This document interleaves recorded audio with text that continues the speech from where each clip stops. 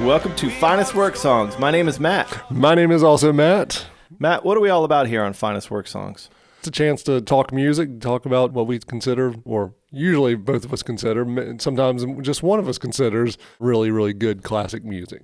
That's right. We had a few remote calls, but now we are back in the same room, social distancing, with our friend Stu. Yep, 6 foot Stu. 6 foot Stu. Which is a really weird nickname. Because, I mean, there are a lot of people who are 6 feet tall. It's not like it's not normal. Impressive at all. Yeah. Hey, 5'9" Gary. I feel like if your name's Gary, you are 5'9". If your parents name you that, you're doomed to be 5'9". Yeah, I mean, we need to thank Stu for agreeing to this again, to just lay right between us. So, Matt, we have a couple of quote-unquote sponsors. Yep.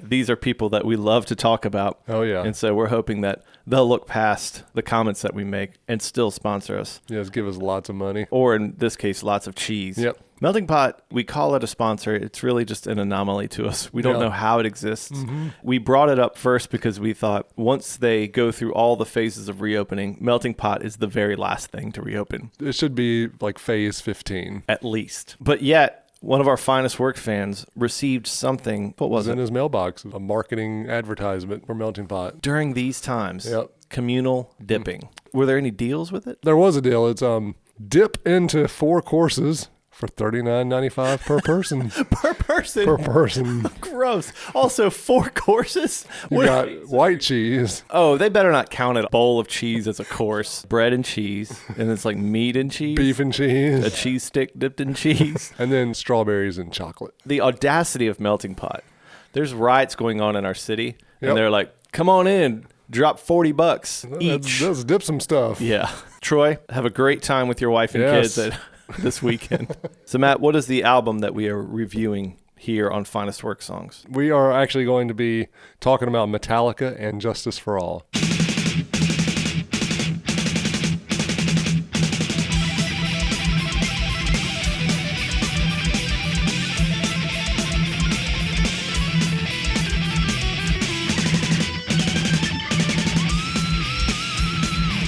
This podcast is where we talk about great albums, sometimes with an asterisk. One of us is trying to convince the other. Mm-hmm. What would you say the case is today? Well, I'm guessing, just based on your body language, it's one of the cases of me trying to convince you of this album's greatness. We'll see how you do. All right. Is this an important album to you? Yeah, this was an album that, was super important, super huge to me for a long, long time. And so it's been fun to pay it a little visit and reminisce on it. And yeah, I'm excited to talk about And Justice for All.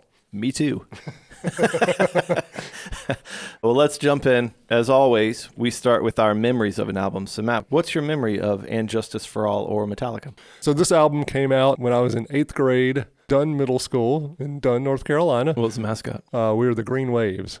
What? Yeah, the Green Waves. Is that like some pandemic swept through Dunn in the 40s and killed everybody? And I think it's a reference to, which it doesn't make it any more pleasant, but it's a reference to some of the nearby rivers that were just kind of have this murky tint to them. Gross. Yeah, I think I could be wrong. I mean, Tulane University is the Green Wave singular. We were Green Waves plural. So suck at Tulane. The Green so Waves. We were the Green Waves. So me and my Green Wave homies were, all of my close group of friends were just blown away by this album. I distinctly remember talking about this album at recess, at lunch. I remember watching the video to One repeatedly. Mm-hmm. We wanted to learn everything we could about Metallica. Again, kids, no internet. Yep. It was whatever metal magazine that you could find. Exactly. It was metal magazines, guitar magazines eventually. I'd known people and had good friends who were into hard rock, things like Iron Maiden and Judas Priest and Black Sabbath. But Metallica, while it was in the same vein and probably influenced by a lot of that, was extremely different. And it was just, it opened the door to speed metal and death metal and thrash and all that stuff. And probably for a lot of people my age, this is the album that kind of did that. I think a lot of loyal Metallica fans will say Master of Puppets is their probably best album. But I think this was the one that kind of opened the door for a lot of people. Okay. What about you? What was your first introduction to Metallica or And Justice for All?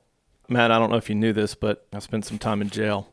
I was framed for the murder of my wife and her lover. And I'm not the type of person that you'd ever think would end up in jail. I mean, I was a banker, Through my good behavior and helping people, I was able to get on library duty. And really it was to serve them because the jailers and the prison staff would come in with their financial concerns. And I was able to help them sort through a lot of the legalities of the banking system. And the guards looked out for me and I looked out for them. Being in this library, I thought we really need a better library. And so every week I would write to the state legislature and I would ask for funds and money to help our prison. Eventually, they sent a donation. Not exactly what I wanted, but as I flipped through, I found some music that I thought was going to be beautiful and uplifting for the prisoners. And so while working near the warden's office, with the trust of the guards, I took this one particular record and I played it over the PA system that addressed the entire prison. I just wanted this message to inspire and to bring hope. And it was Metallica's And Justice for All. Sure. Yeah. And the warden, he's out there and he's threatening solitary confinement for me. But I didn't care because my plan worked. The inmates heard the aggression and fury of Metallica. They chewed their way out of their cells and overtook the guards and the warden and freed all of us. So that's my memory of this album. Man, I could kind of see where you would be the one person who could solve that problem and prevent those great ends of sanity from taking over. You tied it back to Metallica. That movie would probably not be shown on USA every other hour if that's the way it ended. That's right. FX would show it, but not USA. For real, though, my memory of this album is next to nothing. I knew Metallica, obviously.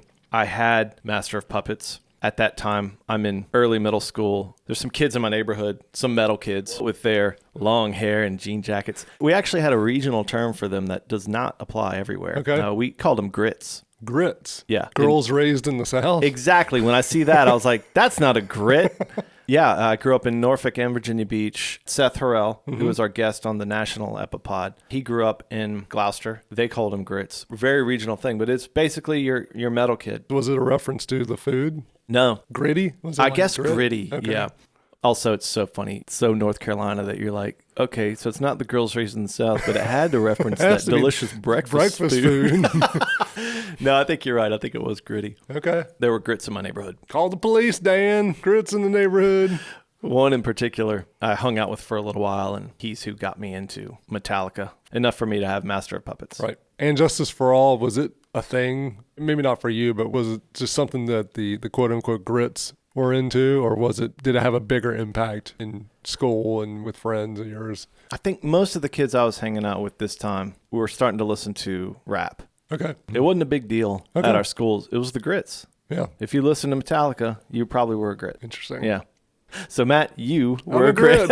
Yay. I've always wanted to be named after a tasty Southern breakfast food. Yeah. You go home and tell your mom. She's like, good for you. Good for you. Makes up a certificate. I'm proud of you. Home printer. Love it.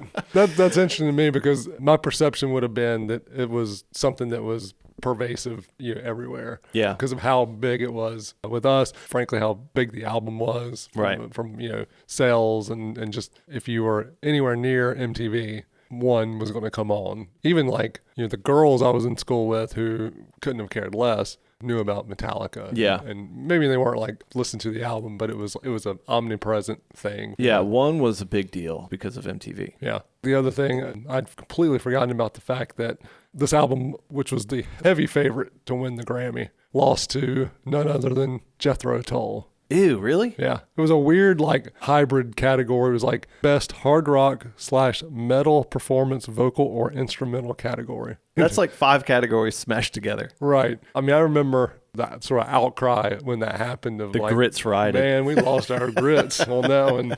But even Jethro Tull fans were like, we probably shouldn't have beaten Metallica for this award. I don't even remember Jethro Tull in the 80s. I don't think the band Jethro Tull remembers Jethro Tull in the 80s. Yeah, so Matt, actually the first time that I have heard this album in toto is this week. Okay. Yeah, so this is definitely in the category for us of you're convincing me whether or not this is a great album. Okay. So we're going to jump in right at the beginning. The album starts off with Blackened.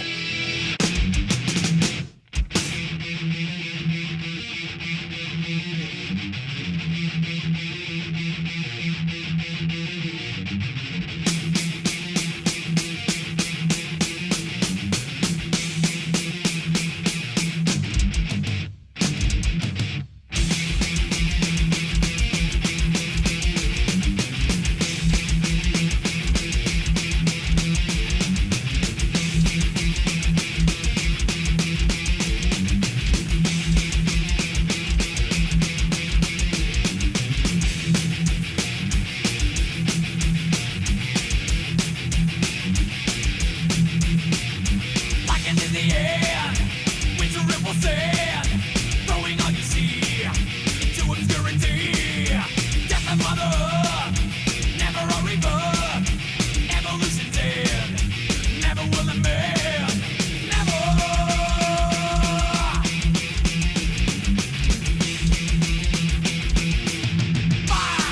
To begin would be dance of the dead. Like it is the end. To begin would be dance of the dead. Color I will blacken. We talked on the Avett Brothers Epipod about how the kick drum was such a symbol of like the folk Americana kind of new movement. Yeah. The double kick drum is the same thing for metal. That's right. You're not legit unless you've got the double kick drum. Right. Metallica was one of the, if not the first band that I ever was aware of. You can do 2 kick drums in time to make that. It's intense. It definitely is a way to separate yourself from normal musicianship. Right. To be able to have a kick that goes that fast. Right. One thing that stood out to me, a lot of the quote unquote metal that I was aware of leading up to this point was Iron Maiden and Black Sabbath and Dio and that sort of thing. And, you know, not that I was like big fans of that, but I was at least aware of it through friends. It all just seemed to be about like mysticism, and I'm oversimplifying, but like, you know, devils and evil and, you know, anti-authority, but almost in hindsight, like silliness. Whereas here you've got this band and the song's about something that I cared about at that time too, which is like the environment. You know, it's like, we're really angry about the environment. It says death of Mother Earth, never a rebirth. This is an Earth Day anthem. It's like, oh man, REM's Green comes out the next year. It's like, oh yeah, they should go on tour together. Can you imagine like a Rusted Root, REM, 10,000 Maniacs, Metallica. But they're really serious about playing the Earth Day Festival. And a bunch of Earth Day hippies are out there just like with their rain sticks dancing around. And they've got double rain sticks. Also imagining a drum circle. And then there's Lars sitting over there just like about to explode with anger. But he sets up his full kit. He's angry because they're not paying him royalties for it. Exactly. I think that's part with this whole album is it's metal, but they're making statements. And they were doing that on Master of Puppets. I mean, Master of Puppets is anti-war, anti-establishment and stuff. Yeah. And they did do some of the, you know, sort of religious mysticism kind of stuff on their previous albums. This album gets more in equality and rights and the downtrodden and that sort of thing, which is a very sort of metal concept. I mean, I'm sure the Grits probably felt like they were second-class citizens, you know. Yeah, so to have, you know, an album kind of speak to them like this was probably pretty impactful. Little did I know, growing up, hearing metal, that there was a song that was about basically Earth Day. Yep. I would have never have guessed. Greenpeace is like, hey, Metallica, we need you to come on board for a tour. They're sitting on the deck of the ship that's supposed to be the peace ship stopping the whales, you know? And like one of them pulls out a machine gun, starts firing at the whalers, you know? They're like, no, it's peace, you know? And they're throwing beer cans at the whalers, you know? This is a huge mistake. We only read the lyrics. We didn't listen to the music. One of the things I respect about metal, there's not an easy entry to it. If you're a guitarist, you cannot play metal unless you are highly proficient. You know, these are the kids who are sitting in their bedroom hours upon hours playing over and over again. So next song we're going to cover is Eye of the Beholder. Do you see what I see? Truth is an offense. Use silence for your confidence. Do you hear what I hear? Doors are slamming shut. Limit your imagination. Keep you where they must.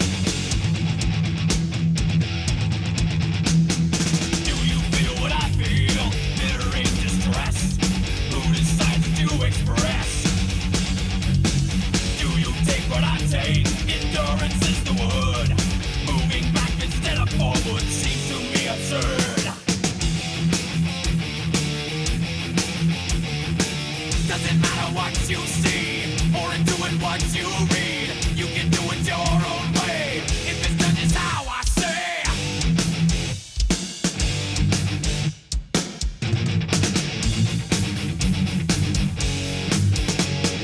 Independence limited.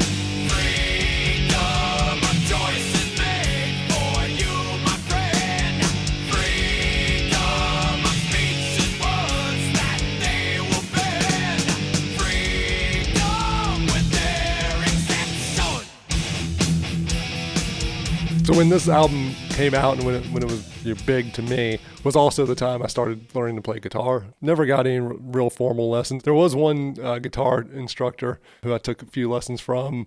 He didn't teach chords. He didn't teach how to read music.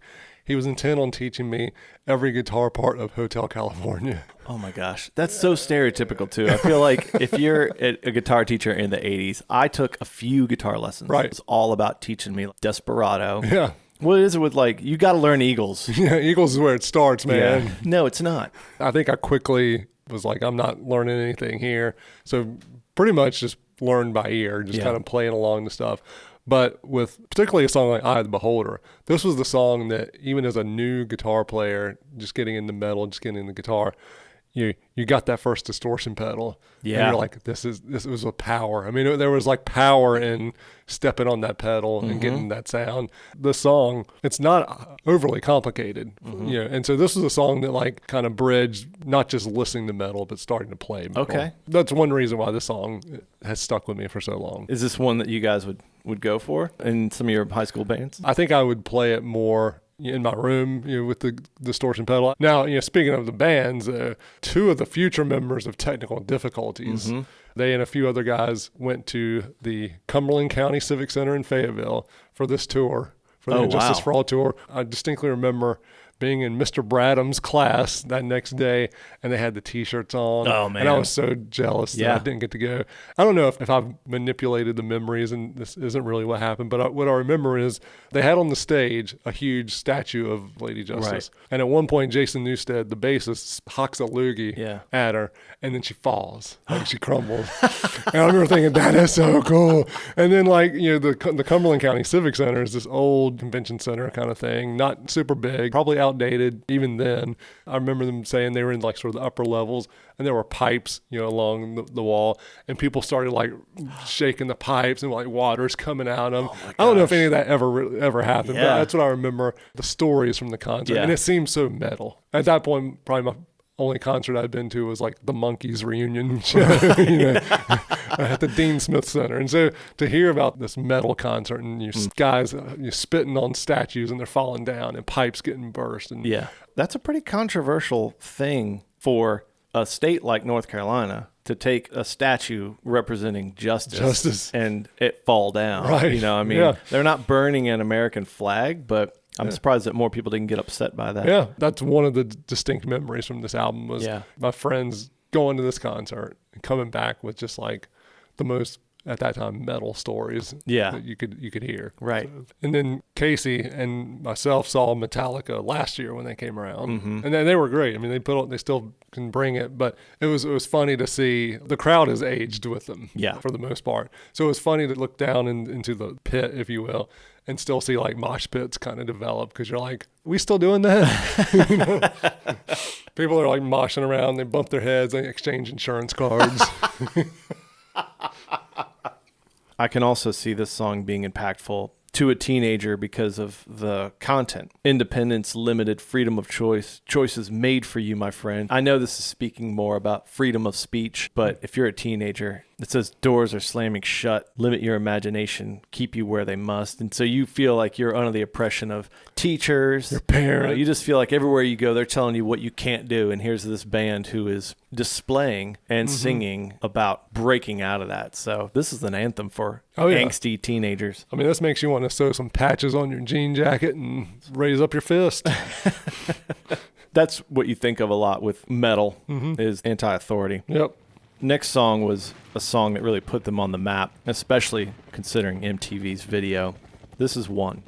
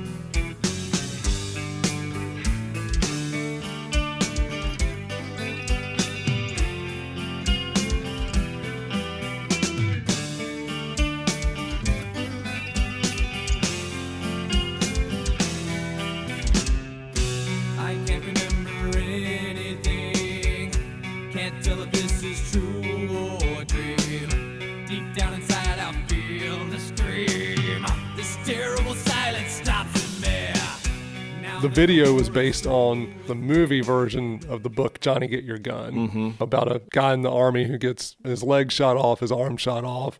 He can still think, but he can't speak. He can't communicate at all. Yeah. And, again, as like an 8th grader, you're like, holy cow, like this is deep, dark content. And this is one of those marathon long videos that really enhanced the song and drove it home. So this was the days of VCRs still. And I remember me and my friends watching this video. There's a point towards the end of the song where Jason Newsted rears his head back and then headbangs. Yeah. And if you pause it just right, you can see his eyes roll back in his head. Oh my gosh. And again, that was like such a heavy metal Yeah. thing. For like an impressionable like 8th grader, this is like one of the coolest things I've ever It's so seen. heavy. Yeah. MTV back then was such an equalizer because you would have this video followed up by Janet Jackson, followed up by Peter Gabriel. You too. You got much more of a taste of something. Everything is so categorized now. If you go into Apple Music, they direct you towards categories. And we're so algorithm driven these days too. Yeah, and they're just dying to give you more of what you like. And so unless you branch out yourself, you're not going to be exposed to anything. But everybody who watched MTV was exposed to this video. Yep. It's so intense.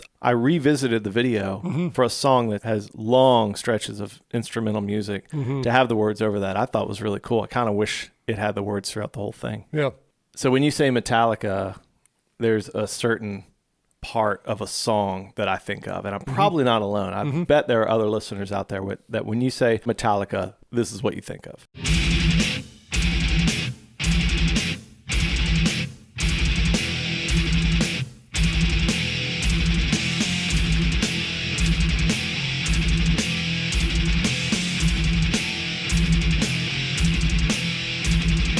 Darkness imprisoning me. All that I see, absolute horror. I cannot live, I cannot die. Trapped in myself, body my only cell.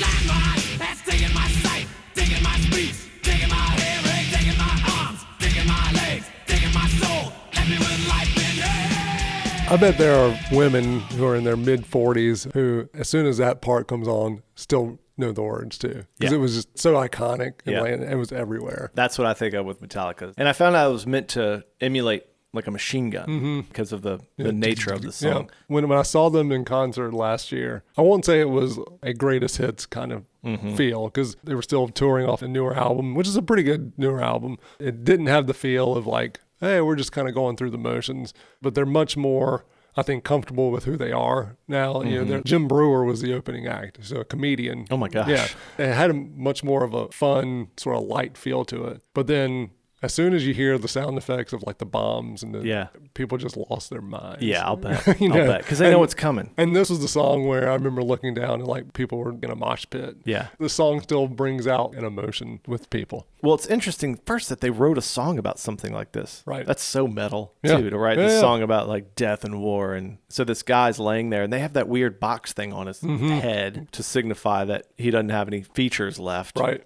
And then this is the point in the song where he starts using Morse code to signal first SOS. Yep. And then once he knows that they understand, then he starts saying, Kill me. kill me. And then that nurse does. Yeah, right. Which I'm like, oh my gosh. Right. Did anybody hold her accountable? Right. She's more metal than anybody. Next song that we're going to look at is Harvester of Sorrow. My life's a focus, planting seeds of hate. I've loved, turned to hate, dropped far beyond my fate. I feel you take this life that I forsake. Been cheated of my youth, you turn this life to truth.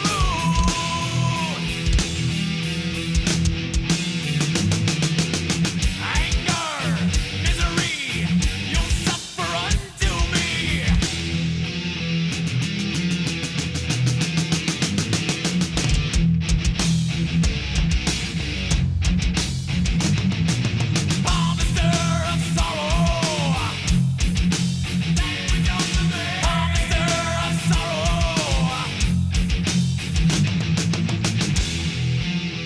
Speaking of the heavy topics, this song, when I looked into what it's about, the deaths of almost 10 million Ukrainians by the Soviet government. Holy cow. Yeah. The Soviets presented as making more efficient central farms, but they basically went through and just destroyed villages all throughout. It says 5 to 10 million Ukrainians died. James Hetfield must have been doing a lot of reading leading up to this. I did see where he called it, this was the CNN album. CNN album. Yeah. They were watching a lot of CNN Right. and getting angry. They're getting into some pretty serious topics. Right. So, Matt, one thing that stands out from a production standpoint of this album is Lars Ulrich's drumming is so intense, and I can't even begin to understand how he hits that hard, Right. and how he gets that sound. And I think I've mentioned before that the Lars brand of drumsticks were made of like titanium so that they were unbreakable.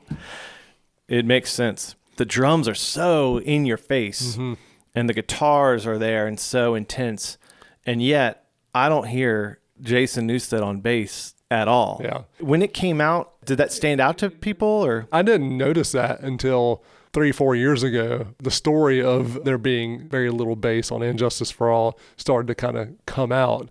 I don't think I ever noticed it because I think when this album came out, I was still learning some of the technical parts of albums and production. And, Yeah, sure. And even like the guitars, the tone is so heavy already. Right. That you're not hearing the bass didn't jump out at me at all. Yeah. Now I can't not notice Yeah, that right. you don't hear any bass. And it sounds like they were essentially screwing with Jason Newsted. Let's get into the band a little bit. James Hetfield got together with Lars after responding to an advertisement in this magazine called The Recycler. It feels so metal, like I'm looking for people to play with, you know? You must be able to shred. Exactly. Well, I found out Mick Mars, who's one of the scariest looking people in the 80s, he entered Motley Crue after Nikki Sixx placed an advertisement in The Recycler. Same magazine? Yeah, same magazine. Wow. Slash answered an ad in The Recycler, and that's how he joined Guns N' Roses. Wow. And even Courtney Love put an ad in The Recycler. That's where a hole was formed. Wow. That's a really big That's a deal. good track record. And these are really famous bands, but imagine all the kind of lesser known bands that, thanks to The Recycler for bringing these people together, except maybe Hole, but whatever. I didn't realize that Dave Mustaine was in. He was one of the founding members with Cliff Burton, the bassist, and Dave Mustaine. And what happened with Dave? The Metallica side of the story was that his drinking got out of control and he was unreliable. Wait. I know. How bad is your drinking if Metallica kicks you out for drinking? Right. Oh my Right. God. But anyway, so then the other original member was Cliff Burton, the bassist. In hindsight, it's so funny that And Justice for All is so low on bass because the earlier albums, the bass was so important. I mean, you even have like, a bass solo on Kill 'Em All. Right. Anesthesia. Cliff was, I think, a big part of the heart and soul of that band. And then I believe they were somewhere in a Scandinavian country on tour, and the bus slid on some ice, flipped over, and Cliff was killed. And so they bring Jason Newsted in. He had been with the band Flotsam and Jetsam. Flotsam and Jetsam being the name of the two eels in Little Mermaid. Exactly. So That's very probably- metal movie. Yeah, very extremely metal. Yeah. Yeah, they do an EP with him before And Justice for All. And then he's in the band for And Justice for All, but then what it sounds like was maybe Lars would go in and like remix it and turn the bass down. Yeah. All the way down. How does that feel to be invited into this band? And Kind of the new guy already. And I Yeah. think he kind of recorded his parts by himself. why? Man, they were working this guy over. Yeah. I started to dig into it a little bit. They basically pass it off. I didn't do it. So-and-so did it. Yeah. You know, everybody's kind of blaming somebody else. And at the time, it seems they said, well, the guitars are so low, we don't need it. And really, it's just kind of a jerk move. But here's the thing. Lars, if you're the one in charge of this, as the drummer, usually drum and bass are like, those two are tight, man. It's a rhythm section. But Right. Lars is just like, I got this. I got this. I don't need the bass. Who are they, the Doors? Yeah, exactly. It is funny, though, now after reading that, to watch the video for one, and I'm watching Jason Newsted just dig into the bass and thinking, I don't hear it, but I see you. I bet what you're playing sounds great. And you're really into it. Yeah. I did read one thing where I think it was Lars that said, listen, the album did really well, so I guess we made the right call. Case closed. Yeah. It's just terrible. 8 million copies. I guess that'll shut some people up. I guess. Next song we're going to look at is The Frayed Ends of Sanity.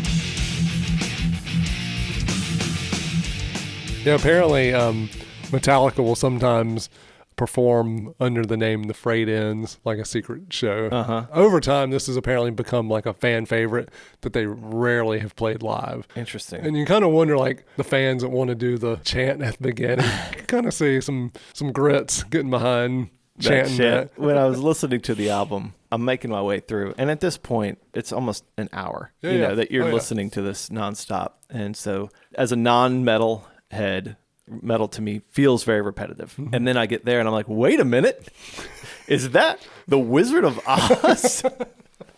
And it's the guards outside the Wicked Witch's castle, which is funny to me for so many reasons. First, this has been a very political album, and it's been very intense. And so then to hear something so lighthearted as the Wizard of Oz. Right. But second, there's a lot of hard rock or metal bands that harken back to like some Tolkien imagery. Or like some different like science fiction and fantasy type stuff. And Metallica's version of that was they're watching Wizard of Oz and they're like, man, that's so metal right there. They said that this was the CNN album, like watching CNN and just getting irritated and ticked off about all this going on in the world. And like, change the channel, man, change the channel. And it's like the Wizard of Oz and all. And they're like, yes, this is it.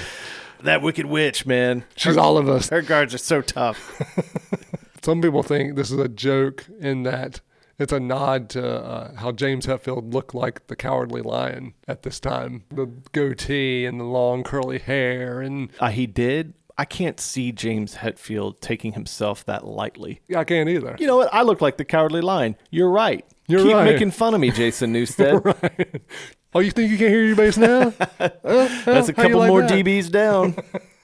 I don't know. I have a hard time seeing that. This is not the only song to sample the Winky chants from Wizard of Oz. Matt, maybe you remember Da Butt.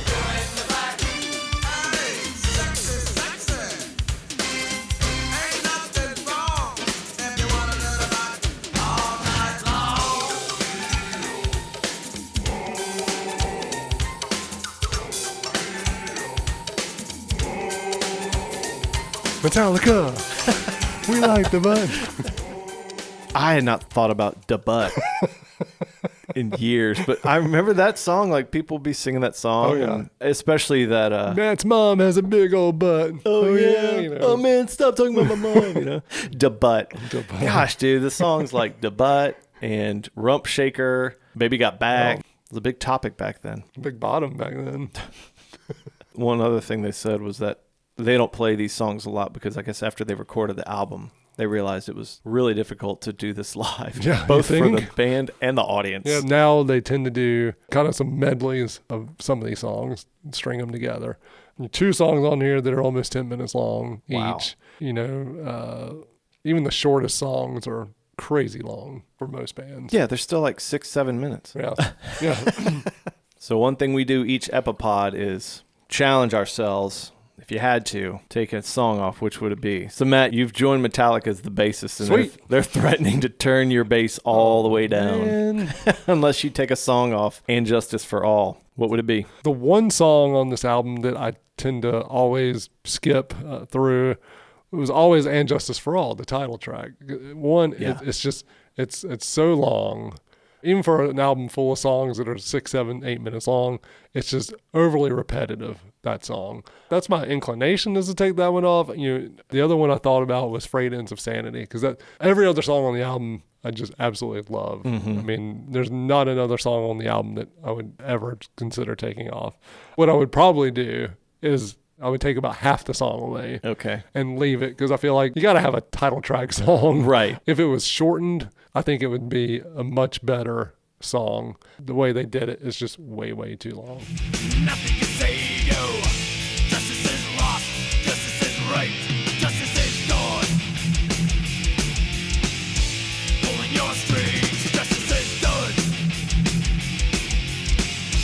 Seeking no truth. Winning is all. Fighting so grim, so true, so real. What about you? What song would you? The one that stood out was "And Justice for All" because of the length of it. Yeah. I thought, oh my gosh, I've been here for over 15 minutes and I'm on the second song. Yeah.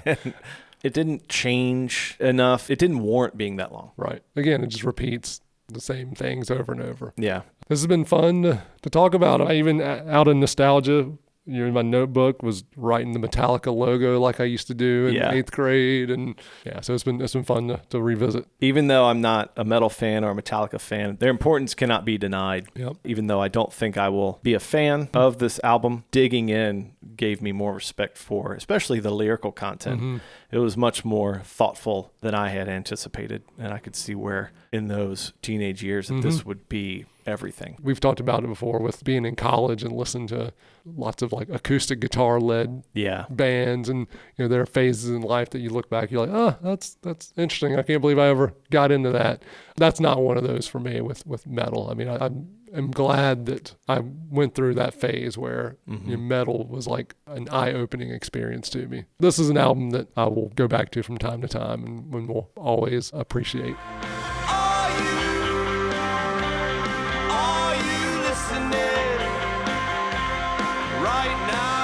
Thanks everyone for listening to another episode of Finest Work Songs. You can check us out on Twitter and Instagram at Finest Work Songs. Check out our website, finestworksongs.com. Find us on Facebook as well. We just appreciate all the engagement there.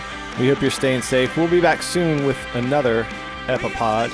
Until then, we hope you stay at home. And while you're there, eat lots of Arby's and visit the melting pot if you want to contract another virus. If you guys haven't noticed, we've stopped rehearsing ahead of time what we're going to say at the end. How could they notice that? That was flawless. Nailed it.